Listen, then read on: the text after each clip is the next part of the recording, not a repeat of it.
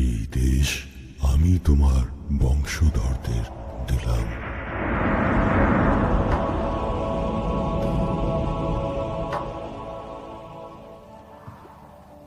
আমি চললাম।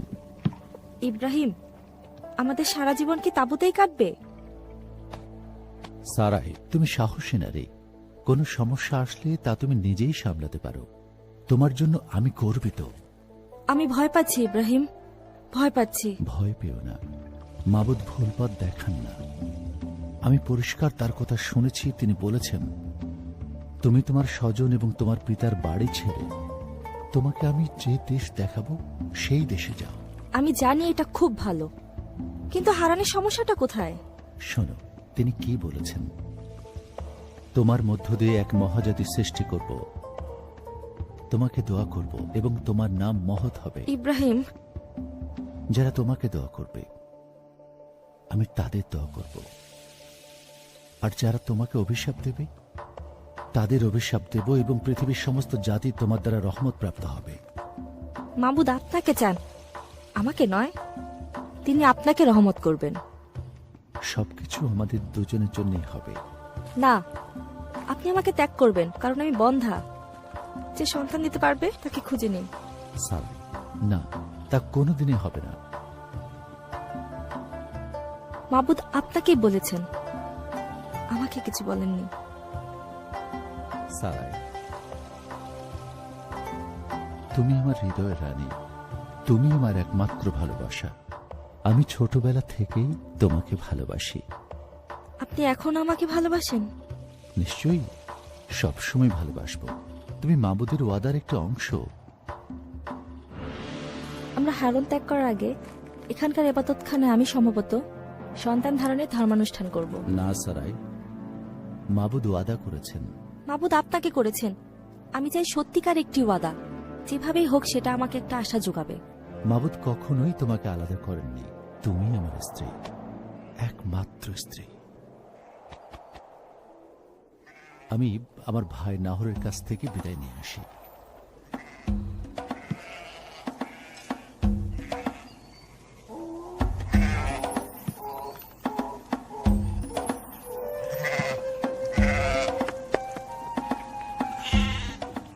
আসসালামু আলাইকুম। ওয়ালাইকুম আসসালাম। আমি আর আমার দল যাওয়ার জন্য প্রস্তুত। আমি আমার ভাই নাহরের কাছ থেকে বিদায় নিতে যাচ্ছি। আমি আগেই সেটা করে ফেলেছি। মনিব লুত, এটা ভালো হয় আপনি এবং আপনার দল শহরের উত্তরে গিয়ে অপেক্ষা করুন। আচ্ছা, ঠিক আছে। তুমি কি রওনা হওয়ার জন্য একেবারে প্রস্তুত? হ্যাঁ আমার মালিক, শুধুমাত্র বেগম সারার তাঁবুটাই গুটানো বাকি আছে। ভালো, গাধা এবং উটের পিঠে মালপত্র ওঠাও। ফিরে এসেই আমরা রওনা দেব। আপনার ইচ্ছা মতোই হবে।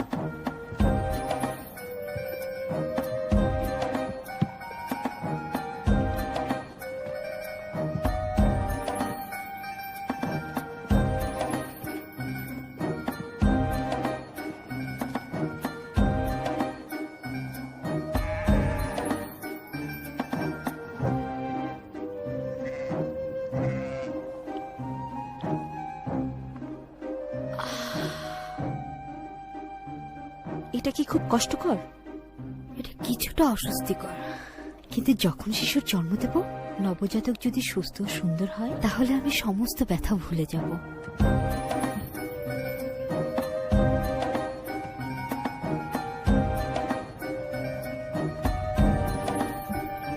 নাহর, নাহর, কে আমাকে ডাকছে? ভাই ইব্রাহিম, আসো ভাই, আসো। তুমি কেমন আছো? কেমন আছো ভাই?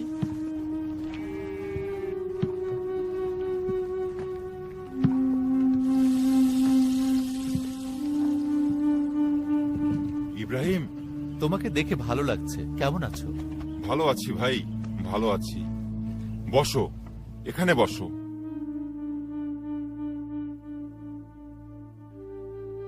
আমি বিদায় নিতে এসেছি। তুমি কোথায় যেতে চাও ভাই? আমি মাবুদের ওয়াদা করা দেশে যেতে চাই। তুমি কেন আমাদের সঙ্গে হারনে থাকছো না? মাবুদ আমাদেরকে পিতার বাড়ি, সম্পত্তি এবং গবাদি পশু দিয়েছেন, সেগুলো আমরা বাড়িয়ে তুলেছি। আমি নিশ্চিত যদি আমাদের পিতা এখন বেঁচে থাকতো তাহলে সেই আবার আমাদের এখান থেকে চলে যাবার জন্য নেতৃত্ব দিত, যেভাবে তিনি উর শহর থেকে আমাদের নিয়ে এসেছিলেন। কিসের অভাব এখানে তোমার?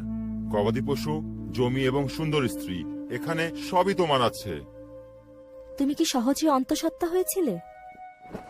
স্বামী এবং আমি হারানে গর্ভধারণ বিষয়ে ধর্মানুষ্ঠান করেছিলাম। সেখানকার দেবদেবীরা আমাদের দেখে হাসছিলেন। তুমি কি শিশুর জন্য ধর্মানুষ্ঠান করেছিলে? হ্যাঁ, অবশ্যই। তা না হলে একজন মহিলা কিভাবে গর্ভধারণ করে? এখানেই থাকো ইব্রাহিম। যদি একজন ধনী এবং ভুঁড়িওয়ালা লোক তোমার কাছ থেকে তোমার সুন্দর স্ত্রী সারাকে নিয়ে নেয়, তখন তুমি কি করবে? আমি জানি না, হয়তো বলবো যে সে বন্ধা। তারপর লোকজন ভাববে সারাই তাদের দেশের উপর অভিশাপ নিয়ে এসেছে এবং তুমিও তোমার লোকেরা সমস্যায় পড়বে। তাহলে হয়তো বলবো যে সে আমার বোন হয়।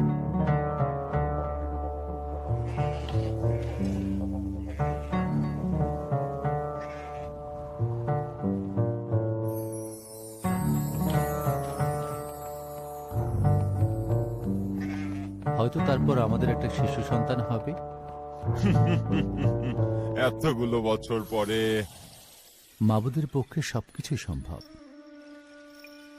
ইব্রাহিমের উপর রহম করো মাবুদ, কারণ সে অজ্ঞ। চললাম, একটু পরেই আমরা রওনা হব। খোদা তোমার সহায় হন ভাই, খোদা তোমার সাথে থাকুক। তোমার সঙ্গেও। মাবুদের ওয়াদা মতো সম্পত্তি এবং সুন্দরী স্ত্রী নিয়ে বেরিয়ে পড়ো। মাবুদের শান্তি তোমার উপর থাকুক।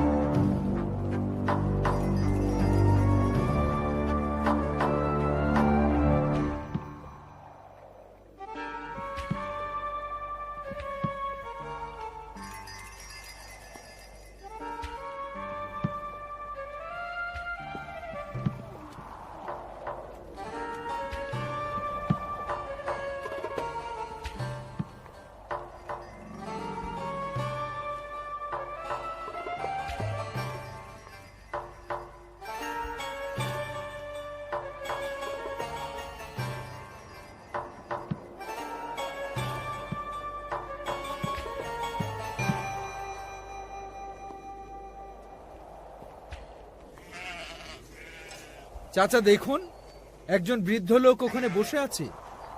তোমরা এখানে দাঁড়াও, সবাই এখানে অপেক্ষা করো। তার কাছে যাওয়া যাক।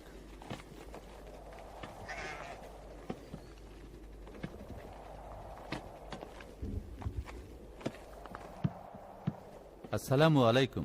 ওয়ালাইকুম আসসালাম। এই জমির মালিককে আমরা এখানে তাঁবু স্থাপনের অনুমতি চাইছি। যেখানে খুশি সেখানে তাবু খাড়াতে পারেন। জমির মালিক এবং লোকেরা এই জায়গা ছেড়ে চলে গেছে। কিন্তু কেন? অনেকদিন এখানে কোনো বৃষ্টি হয়নি, কুয়াগুলো শুকিয়ে গেছে। আমাদের স্বপ্নের মতো এখানকার মাটি শুকিয়ে বাতাস উড়ে চলে গেছে।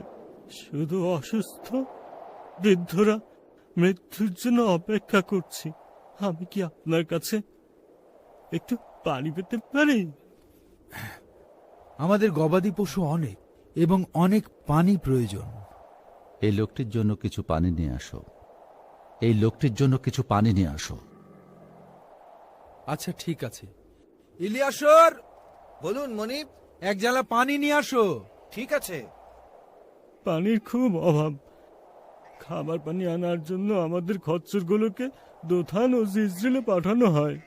এখানে তাঁবু খাটানো একেবারেই ঠিক হবে না। দেখুন এই জায়গাটা কেমন শুষ্ক এবং রুক্ষ। বৃষ্টির দেবতা হাদাদ আমাদের